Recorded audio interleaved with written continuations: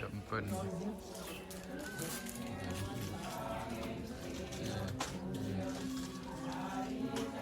เป็นที่นางสดาได้มาอธิษฐานหรือว่าต้นอัญชปาลนิโคตที่นางได้มาอธิษฐานแล้วก็เป็นได้สำเร็จ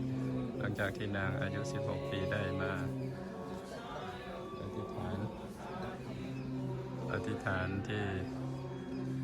ต้นแห่งนี้อัญชปาลนิโคตนี้อธิษฐานขอให้มีสามีตระกูลเสมอกันแล้วก็ขอให้ได้บุตรที่เป็นผู้ชายเป็นคนแรกบ้านนางได้สมปรารถนาแล้วก็จึงได้มาบวงสรวงเทวดาตอนนี้ก็คือเป็นที่ได้บวงสรวงเทวดา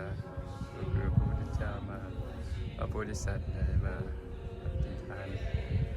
ได้นางได้มาถวายที่ตรงนี้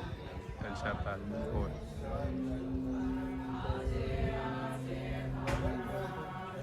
แล้วก็ต่อมานางก็ได้มาบวงสรวงแล้วก็เป็นสถานที่เสวยมุตสัปดาห์ที่5นะครับของสมเด็จพระสัมมาสัมพุทธเจ้าที่ต้นอัญชปาลนิโคตนี้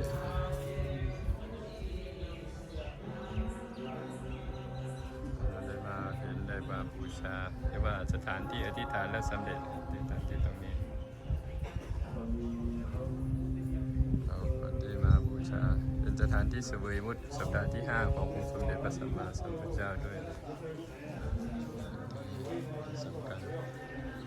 ชาวพุทธก็พามาอธิษฐานมาปฏิบัติธรรมเพื่อเป็นพุทธบูชาธรรมบูชาสังฆบูชาส